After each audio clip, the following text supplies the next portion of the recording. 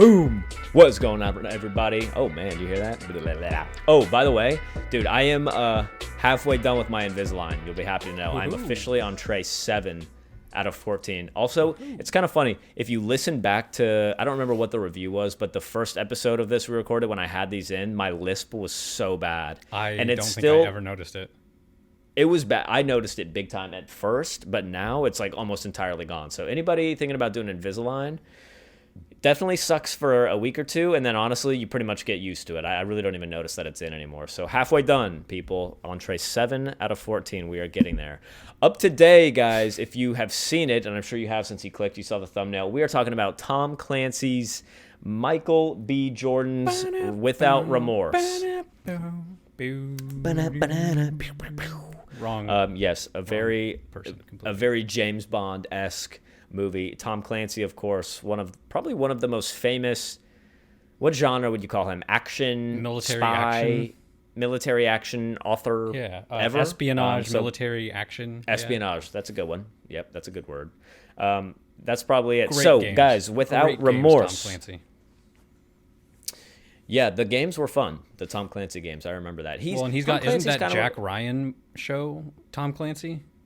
Is Jack Ryan probably. Yeah, it seems like a Tom Clancy story for sure. Here, Tom the Clancy title card is will like let you know right here. Tom Clancy seems like he's invested in so many different things. He's got books, he's got TV shows, movies, games. It kind of seems like Tom Clancy is just sort of everywhere. So that guy's probably rolling in it, dude. Yeah, and I have no idea what he looks like. I could meet him in person and never know it. What a great life. That's pretty much. I mean, that's what you want, isn't it? Right? I mean, fame, fortune.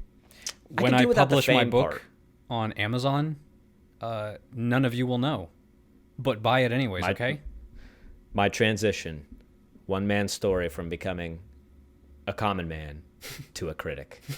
I'd read it. People are gonna pick that book up for the wrong reasons. My transition. Oh boy, please call it that when you put it out there. I feel like that's kind of an unheard of career that you can actually make ridiculous money in, is being an author, being a successful author. Like nobody who's trying to be an author. I feel like that's something that you just get old enough one day to realize, I'm gonna write a book, and then sometimes they take off, sometimes they don't. I used to have a guy at a pool that I lifeguarded at who was an author, and he would basically walk around trying to like sell you his book. He'd be like, "Oh yeah, I wrote a sci-fi, and it's on. You can get it on your Kindle. You can get it on your Kindle." And I'm like, dude, I don't even have a Kindle, man. I'm like, I don't know. Like nobody wants to. I never did read his book though, and now, damn it, I'll never find that guy again, and I have no idea what his book was called. Who knows? Maybe it was a great story. He's like, yeah, it's called Dune. Pretty popular book, I think. Yeah. Yep. But that's it. All right, everybody, this is your full spoiler warning. If you have not yet seen Without Remorse and you're watching this video for some reason, go ahead and click off of this, jump onto Prime Video. Yeah, we have no remorse for you if you get spoiled, if this movie gets spoiled for you from here on out. So go ahead and jump off of this, go give it a watch, and then come back and let's see what you think. Chris, start us off with this one, man. What did you think? Pros, cons, initial reactions coming out of this one? It's a revenge movie. So, it's an action revenge movie about a trained soldier.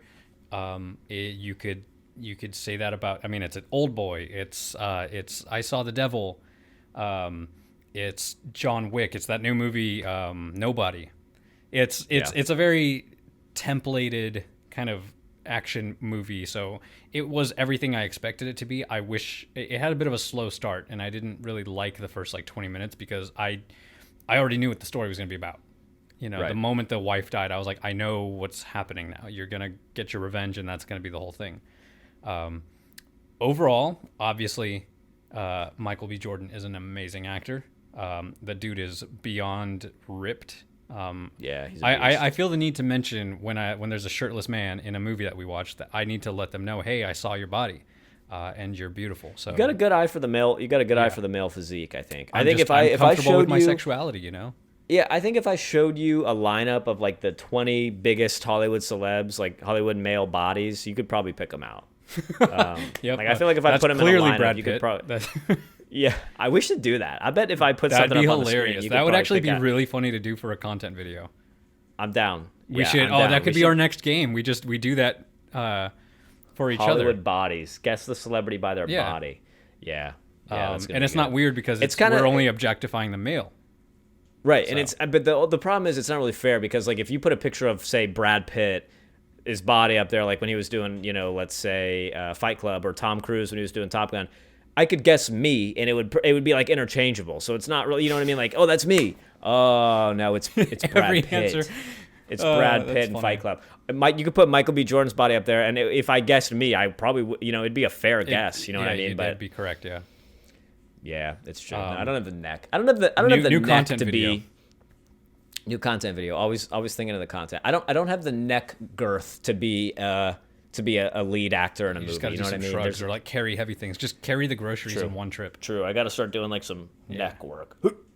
I've seen people do something like where they hang like dumbbells off their ears or whatever that is, or that's a headband that hangs. Yeah, it's not off their ears. It's just Yeah. people with gauges just walking around with dumbbells. Their necks are this big around. They're like, God damn. Damn, What are that's some these muscular guys ears. doing? What is the point of having this You kind can of just strength? flex your ears. Just Yeah. You gotta have muscles on you. My ears are just two little biceps sticking up out of each side of my head. Oh my god. Yeah, I agree with you. This one was very predictable. But did you like it or did you? Yeah. So to answer the question, I did after it got rolling a little bit. Probably from about like the halfway point to the end, I was into it, and I mean, yeah, it's hard for me to answer that because I enjoyed it. But again, the first like 20 minutes, I was waiting for it to just kind of pick up and get through that exposition because I didn't care, like Yeah. it Props to felt Tom too Clancy. familiar. The story was too familiar. It did. I props to Tom Clancy for being able to create the really in-depth political side of these stories. Right? Because, we get a lot of these revenge movies, but I think what Tom Clancy excels in his stories is there's always a political aspect to this. And the way they framed it, I actually felt pressure for these people to get out of there without dying because they were going to start a war. They were going to start a world war. I mean, the political... What do you even call that? Not like, I guess, sabotage. The political sabotage going on was pretty well thought out. You know what it reminded me of? I don't know if you ever played Call of Duty. Oh, shoot. Which one was it? Modern Warfare or Modern Warfare 2? Whichever one. I think it was Modern Warfare 2 or 3. The one where, like, there's that mission where you're literally, like, shooting people in an airport. And it was awful. But then, That was, I think, they, number like, 2. because you're, like, undercover as an American, even though these people really know it. And they're, like, actually triple crossing you kind of thing. It reminded me of that. It was like, That was a big if they catch controversial these... thing. That was very controversial. Yeah, they do you had to remember put they a thing in had there the like, do you option? want to skip this mission? Yeah. Yes. I remember that, dude. Yeah. Do you want to skip this mission? Are you kidding me? No, we're not going to skip this mission. We're Kill 'em lighting all. people up at the airport, baby. Yeah. This flight is officially delayed. Yeah, that was pretty intense. Glasses come flying. It on those was things. it was predictable. But I like that from the being moment he set the car on fire on is where I was like, okay, I'm down. dude, when he set that car on fire and then got in it with that guy, that was some tough Yep. shit. And you see That the was window behind him intense. cracking. It's just That was awesome. yeah. That was awesome. And I don't know if they actually did that, but it looked like he got into a car that was surrounded by fire. So Yeah. that's insane. You can do that with what's called Pepper's Ghost, I think is what it's called. But basically, you use a reflection, like you put a mirror and then you angle it so that it picks up the reflection of something else. And so that makes they did that sense. for Lord of the Rings when Faramir gets kicked into the fire. Into the fire, yeah. Or sorry, Denethor, his dad gets kicked into the fire. It looks like he's on fire, but it's because there's him and the camera, and between the two of them, there's a pane of glass that's angled at 45 degrees there's an actual fire that's reflecting just off camera. Dude, that's amazing. And so the glass is catching the fire, but it looks like Yeah. like the depth is all there. That's amazing. Yeah. Camera tricks. God. Yeah, that's incredible. For a predictable movie, I was surprised at how much I actually did like this one. Yeah, And it I was think it's cool. because I bought Michael B. Jordan in this role Yes, tremendously. absolutely. Like, dude, when he's on the ground and that guy's getting the gun and getting up and he's just in agony because he's been shot. When he's, getting in the car and shooting that dude in the lung. I mean, I just bought it. I don't know. A lot of times with these movies. Sorry, go ahead. I was just gonna say, a lot of times with these movies, the acting or something's not quite off, and it just doesn't feel that believable. But Like this that. one What felt was like that other one we watched? Is that the one where they were like infiltrating that building and everybody was held up in the like the courtyard of that building? Oh God! And it had what did it have? It had like Bruce Willis in it. It was like Hard Kill or something like that. That's right. I don't remember what that's what it was. Did we ever review that one, yeah. or did we just kind of skip that review? I'm pretty sure we did review that one. I don't know. I think that one's like in the works somewhere. I have no idea. I don't even know. I don't remember. That one's lost. Yeah, it's we not did on do a my review list of of ones one. to finish. So we did a review. It was something. I think we were saying how it was like the only reason they got Bruce Willis to do this is because like one of these actors was his kid. They're like, Dad. I think you're right. Dad, I'll have to I need look. your help on this movie. Yeah. Yeah, we'll have to see if we have that one somewhere. That'd be funny to put out. But it was believable, and I gotta say the action in this, between the gunfire and everything, there was a level of realism to it that I really bought into. I didn't understand why he was like trying to save that pack when he was. Oh, you know what? I just answered my question. I think it had explosives in it that he used to get out. It had, it had that bomb in it that he blew up, and then he changed into that dude's gear and ended up getting out of there. Smart. So without that bomb, he wouldn't have been able to do that. Pretty amazing, honestly, the way they did that. Yeah. I mean, it just, I don't know, dude. For a kind of predictable movie, and I knew we were gonna say that. Even when I was watching this, I was like, yeah, this is gonna be predictable because we've seen this story before. But you got to give props to Tom Clancy for being able to create a little bit more depth than what you're used to. And sometimes that's all you need. Just that little level of politics that actually made sense and that actually was pretty dire. It was just enough to kind of make you buy into it. It's like the Phantom Menace, like you got to have the intricacies of intergalactic trade laws involved. And we shall finally have peace on your new galactic empire. And this is how democracy dies. Unlimited power. Oh no, that's Revenge of the Sith, isn't it? Yeah. What movie are we talking about? One. We've gone off on You like were talking about tangents. Phantom Menace. Yeah, now I'm trying to remember which one Palpatine does that in. That's when he's killing Mace Windu. Yeah, Revenge of the Sith. Revenge of the Sith, yeah. Unlimited power. What if Michael B. Jordan just started shooting lightning? I'm just saying. Hey, true that. And falling is not guaranteed death. Actually, falling is almost guaranteed survival in Star Wars. So let's see if he makes a comeback. Dude, I'll tell you the twist I did not expect in Without Remorse was when they go to infiltrate that guy's apartment and he was waiting for him and he's like the suicide bomber. Yeah. I was waiting for you, John Clark. I was like, no, this is not good. Also, dude, can we take a second to talk about I think her name was Karen, Jodie Turner-Smith, the black woman who was like the lead. Oh, she was incredible. This. She was fucking awesome, dude. And she needs to be.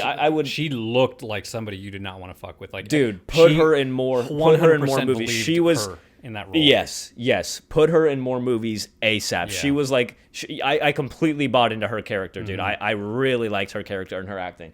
Also, this guy Brett Gelman, who was Victor, who actually I think was the guy with the bomb. Pretty sure that guy was in like Stranger Things and stuff. That's kind of the same type of character, kind of like a creepy. He looked familiar to me, and I wasn't sure why. But yeah, I think Stranger Things. Yeah, I'm pretty sure. Yeah, no, the casting, the acting was all there. It's just that it was a script that was guaranteed to get paid for, because for sure it's just another Hollywood script. That's all it is, and for what it was, like there was more depth to it. I didn't dislike the movie, and I was definitely into it once it got going. Is Jack Ryan, the TV show with John Krasinski, is that Amazon? It is Amazon. What is that on? So Amazon's been doing this lately, man. They did it with The Boys and with Invincible. Now they're doing it with Jack Ryan and Without Remorse. They seem to gravitate towards content of very similar themes. Mm-hmm. Like they have a lot of original content that's actually very similar to other original content. You got to watch Man in the High Castle. Yes, you've told me about that one before, and you said it was really good. Oh, dude, it's phenomenal. Well, just like that, Man in the High Castle, I watched another TV show on Amazon called, oh my God, what was the show called about the Jewish hunters? What was that show called? The Jewish Nazi Hunters. No, that's a video game.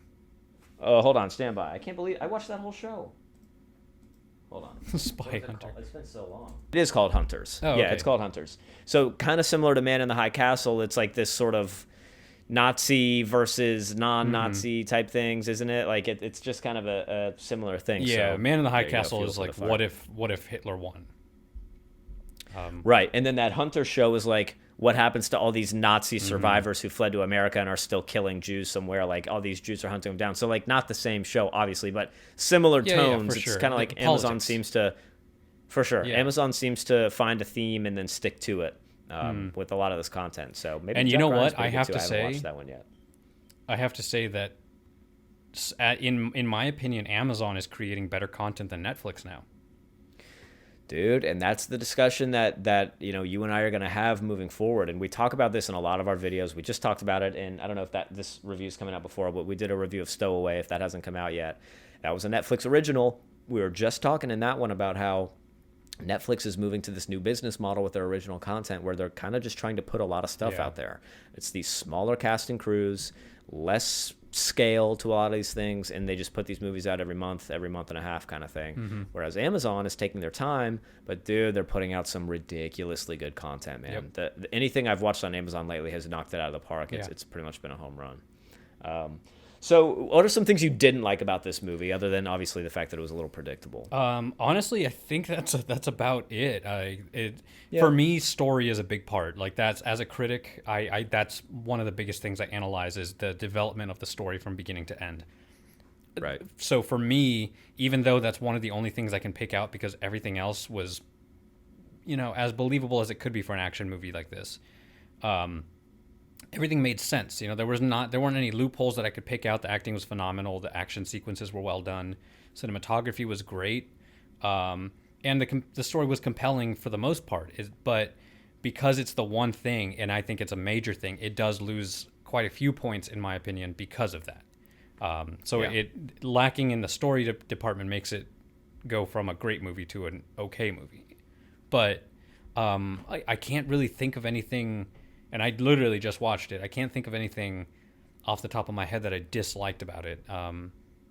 It was just, again, just a forgettable movie, in my opinion. Like, it's not... Yeah, there were a couple scenes where they kind of took it over the top, and that one of which obviously being the fire in the car thing. But then after that, it was cool. like, that was amazing. Over the top in a good way. That was awesome. That was memorable, I should say. Yes. Sorry, there were some memorable moments in the movie. When he's crying at the end after. When he's crying, when they're in the car sinking and the guy's handcuffed. Yes. I mean, they're doing a lot of the stunts in this movie, by the way, were legitimate. I mean, he was actually underwater. I'm not... Beautiful, by the way. That underwater sequence where he's just holding his breath and you think he's just letting himself die. The lighting, everything about it. I know, and then she comes up and saves him. Yeah. Karen, I'm almost positive that was her. Karen, I'm pretty positive that was her. I will say though, okay, we know it's predictable. We kind of knew it was going to be predictable going into it, so we can check that one off the list. We don't get any creativity points for saying that one, unfortunately. But what I will say is, for a movie that had a pretty good plot, there were a couple things, like the fact that he kills this dude, and it was nighttime, but broad daylight. He was around a bunch of other people. He kills this guy in the car, and then he goes to prison. Yeah. And then he's just out of prison. Like, just like that, they just let him out of prison. And I couldn't help but think, I was like, that he's scene gonna, like, in the escape prison, I forgot about that. When he fought off the riot guard. Dude, that was when he's just prepping, just getting the floor He's wet. covering himself in like, water, like making himself cool. soking wet and slippery. That was fucking cool, That was dude. I'm telling dope. you, like, Yeah. again, predictable movie, but they threw enough in there. They Yeah. threw enough spice in there to kind of make you want to keep watching it. And I knew it was going to be predictable, but I ended up really enjoying this dude more than I thought I did. This is a great role for Michael B. Jordan. He really fits in these kind of stoic, angsty or angry not angsty, but Anti-hero, angry, yeah, revenge movies. Yeah, anti-hero roles. Yeah. He's good in that. where he's doing what good he in thinks that. is right. Yeah. I will say, I know what I'm going to read if I were to look more into these reviews. I know what people are going to say, but I'm still surprised to see the reviews for this one coming in as low as they did. So do you want to guess where you think the critic and audience score came in on this one? I'm gonna say the critics rated it pretty low. I'm gonna say the critics gave it like a 50-60%, somewhere between there. You're very close. They gave it a 46. Oh, wow, so even 46 lower. critic score. And then what'd you think the audience gave it? The audience, I'd say probably a little higher, maybe 60%. So the audience actually came in lower on this one, man, 41%, Wow. which was surprising to me. Yeah, surprising to me. So, 46 and 41, I gotta be honest, dude, that seems low. It does, and yeah. we're coming off of, again, movies like Stowaway, which I thought was just as predictable and even more boring, even for a drama. And that one's coming in and getting 77% scores. These scores are just a little bit all over the place. And I, to be honest, I don't agree with this one. So where would you rate Without Remorse after everything we've said here? What would be your score? As an action revenge movie, I've seen better. I've seen way better. Okay. And so that alone, and although to be fair, I haven't seen any American revenge movies that I thought were better besides John Fair. Wick. But John Wick is like, you're only watching that because it's brutal. It's just like watching Mortal Kombat. Right. You just want to watch him fuck some people up because you missed the dog from the first one. That's it. So that, with the lacking in the story area, is kind of what brings it down for me. But it wasn't terrible. I don't think a 4 out of 10 is where I'm gonna go, but I'm thinking somewhere between a 6 and a 6.5. It's a forgettable movie, like I said, for me, in my opinion. I can think of other espionage movies that I would rather watch. Any of the James Bond movies, even the older ones. Definitely. There's a lot more military movies. Anyways, the point is 6. I'm gonna go with a 6. I'm gonna stay with my gut. I'm gonna go with a 6. It could be your thing. Michael B. Jordan does a great job, but it's just not his best role. Okay, agree. I think I'm pretty much right there with you. I'm going to come in and give it a 6.5. I agree it was predictable. Could have been, a little bit more unique, but I thought they did step it up with the action and some good scenes. I thought that there was enough there to push it up to an enjoyable movie, but a predictable movie. Mm-hmm. I also agree with you that there are certainly other films that I would watch before this one in terms of spy, espionage kind of movies. So that all being said, I think 6.5 is where I'm going to come in on this one, and I'm pretty happy with that. Cool. I'm pretty happy with that. You got anything else for Without Remorse, Chris, before we jump into our current event for today? No. And I have no remorse about it. All right, man. And I have no remorse moving forward. Then let's do it. Let us know what you think down below in the comments, by the way, people, Without Remorse. Current event for today, Ant-Man 3 has started filming, and they have come out and given some behind-the-scenes looks. So they are filming using the same large-scale virtual set that they use on Mandalorian. Interesting. So you know how, in The Mandalorian, there was a lot of the behind-the-scenes stuff on Disney Plus where they use this, full 360 wraparound digital background? Apparently they're doing that now with Ant-Man. So this is kind of the new way they like to film. It makes sense. This is a big thing for them moving forward. It's a controlled environment. Absolutely. So it's a controlled environment, and it turned out really, really good in The Mandalorian. Yeah. The only problem I have with this filming is we've not yet seen it be able to convey any real sense of scale to me. I feel like everything seems very close quarters. It's like you can get to the scale of you're in a city and you're surrounded by little buildings and stuff, but anything bigger than that, I think they struggle. I think they would have a really hard time filming, for example, the Lord of the Rings show on a virtual set like that, because I think it would be challenging for them to grasp just the scale of a movie like that, whereas they're in New Zealand in these huge rolling hills and helicopters and whatnot. I don't think they're going to film it entirely on that screen. I think that... That's true. Because otherwise, you're right, you're limiting yourself completely. You need exposition shots to show where you are. I think it just helps because then their scheduling doesn't get so blocked off. Because you have to pay to rent certain locations, in order to have the permits and everything. So if something gets pushed aside or whatever, then, you just lost a whole day. Whereas with a set, like you said, you can choose when, because you owe it. You own it. Way more controlled. The weather's controlled. Yeah. You're right. That's a huge factor for sure. So the fans of The Mandalorian, the way that looked, the way that felt as far as the worlds they were in, be ready because Ant-Man 3 is coming and it's going to have that same technology, which I'm very excited for. They're going to use that for the quantum realm stuff. For sure. Yeah. For sure. I have no doubt that that's happening. I have no doubt at all. All right, well, that's it, man. Our current event for today, Ant-Man 3 coming, and it's going to have some pretty amazing scenery, I can only imagine. And Without Remorse, you guys heard it here. So 6 from the Critic, 6.5 from the Common Man. Leave a thumbs up, thumbs down below. Fair is fair. If this is your first time with us, check out our channel. We have tons of movie, TV, video game trailer reviews. It's all out there. If you like watching these every week, just jumping in for a quick review, a quick discussion. We always appreciate a subscribe. It's a small channel, guys, so leave a comment. We will interact. Follow us. Leave a little message. In the video right now. Leave it there. but that's it. Do it. Do it now. That's it. Chris, you got anything else for a current event or Without Remorse? Yeah, the first person that was arrested for speeding was going 8 miles an hour. Did you know that? He was arrested for that? Yeah, Walter Arnold. Wow, Walter Arnold indeed. So long, Walt. R.I.P. What was that in like 1905 or something? 1930 probably?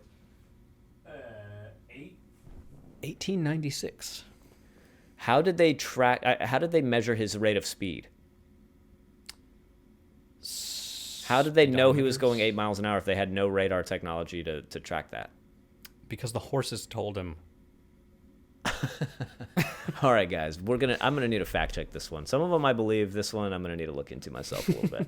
But that's it, everybody. All right, Without Remorse. Leave a comment down below. Let us know if Chris is telling the truth here, or if he's just making this one up. Let us know what you thought of this movie. We're very interested. We know it was a little predictable, but were you able to watch it? And are you looking forward to some Tom Clancy content in the future that I'm sure Amazon will put out? Other than that, Critic and the Common Man, we are out of here. We will see you guys next time. Peace.